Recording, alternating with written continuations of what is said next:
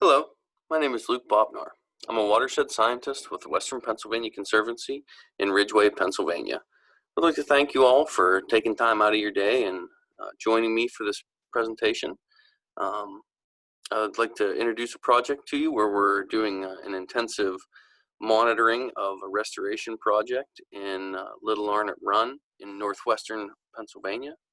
I'm working with a diverse group of scientists and researchers from state and federal government agencies, as well as academia and internally with the Conservancy. Before I jump more into the nuts and bolts of the presentation, I'd like to thank several of the key collaborators on the project. Chuck Keeports is a hydrologist with the Forest Service in the Allegheny National Forest. He's the primary lead for the forest on the project. Ben Hayes is looking at geomorphology and helping to coordinate our partners in academia. Grace Tillotson is an aquatics technician for the Forest Service and has helped out with field data collection and helping to maintain, install, and all of the instrumentation we have out in the field. And Chris Dempsey is from Gannon University, is looking at water quality and organic carbon for us. So thank you to all of those folks, as well as many of the other folks on the team who are presenting in their own research niches today.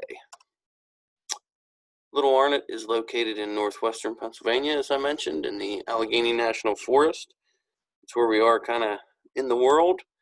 And within the forest, Little Arnot is in the north central, northwestern portion of the forest, Warren County.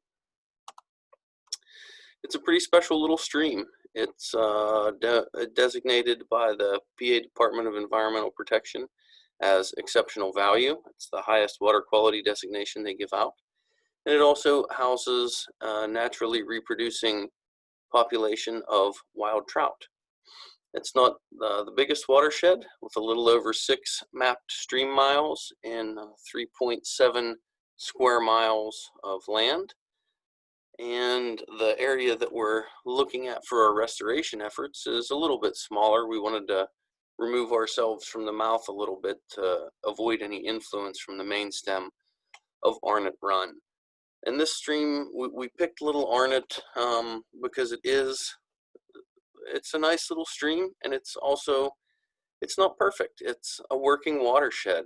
There's earth disturbance activities that go on there, like roads for land management for timber sales, as well as oil and gas extraction.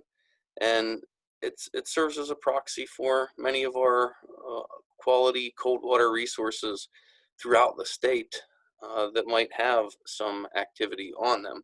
So we wanted to study a watershed with good water quality, but also that had some work going on there.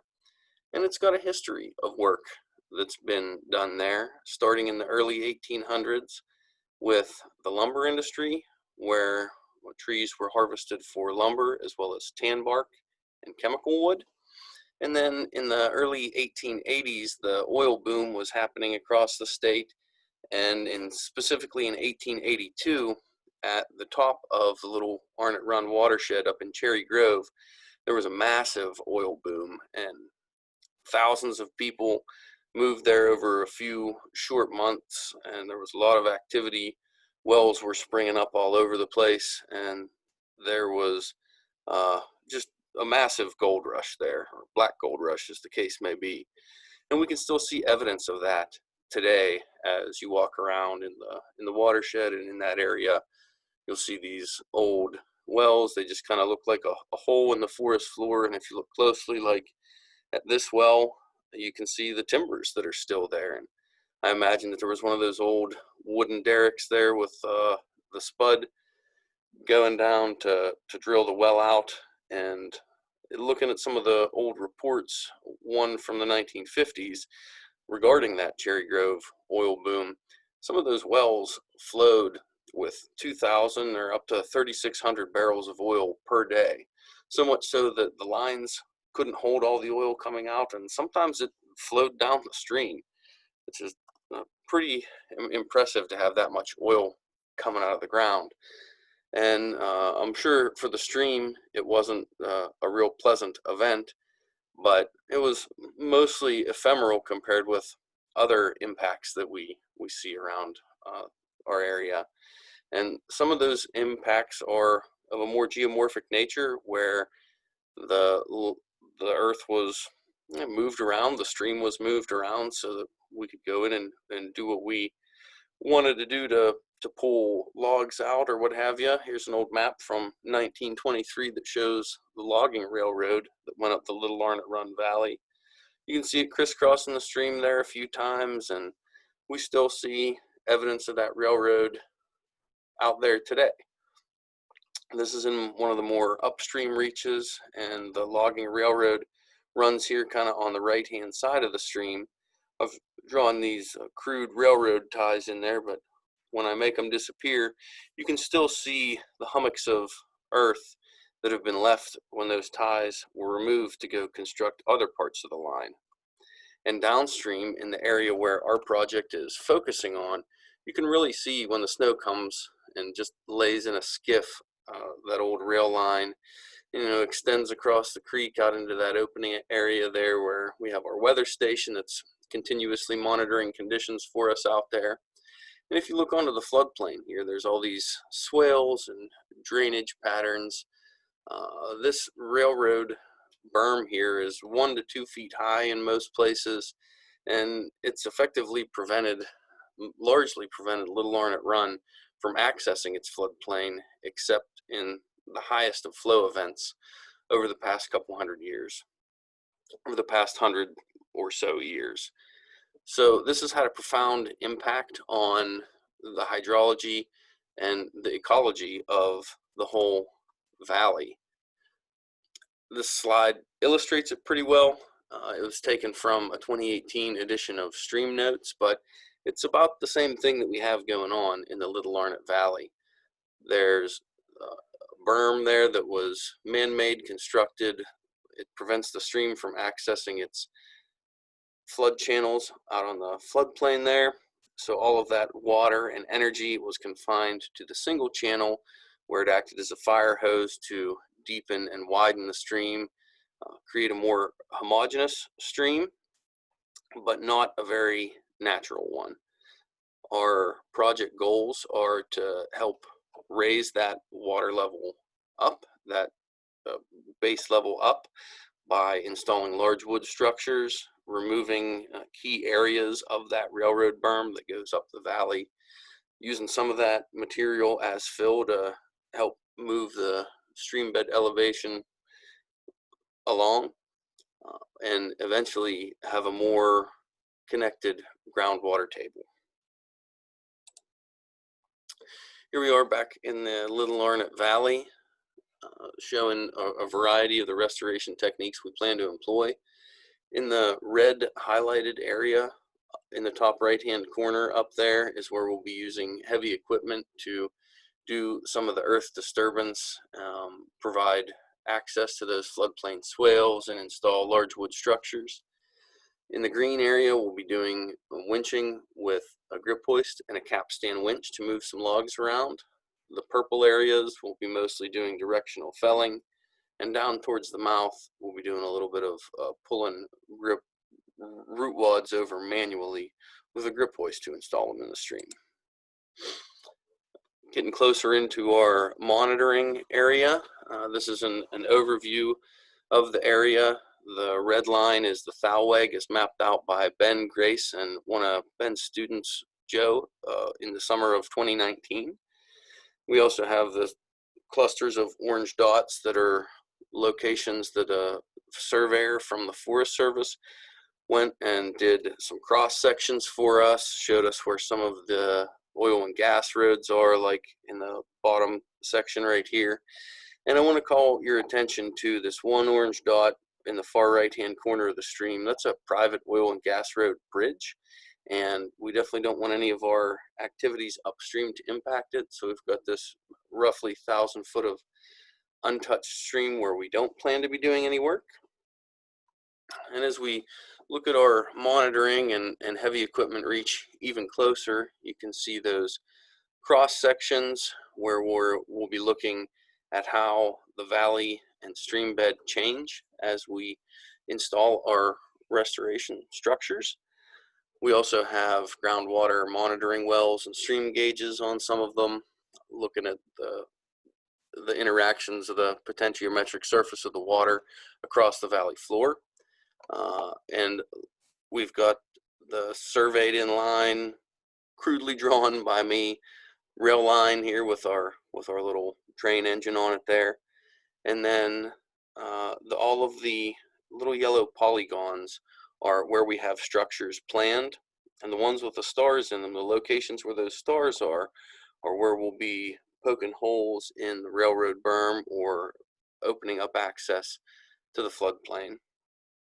And the yellow line there is a pipeline that's present, and then at the top of the screen, that polygon is one of our root wad harvest areas.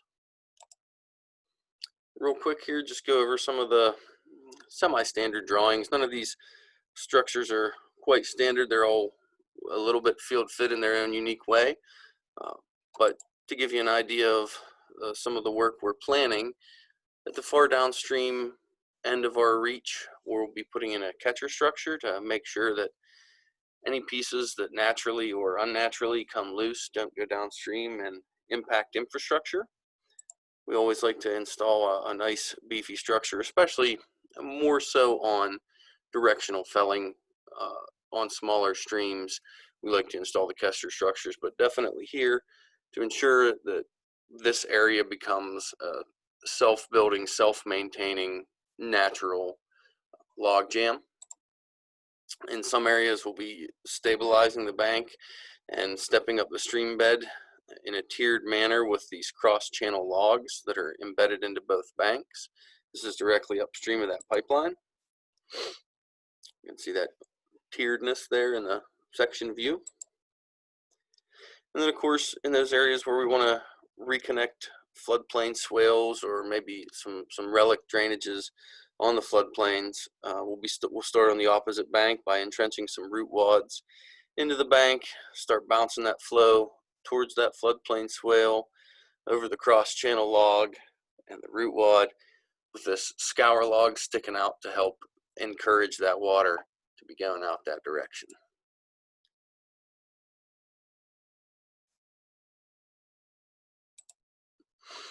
We won't be doing entrenching in all of the structures. This is a peninsula where Little Arnot makes a pretty nice little oxbow, and there's not a lot here that is able to catch mobile wood coming down the stream.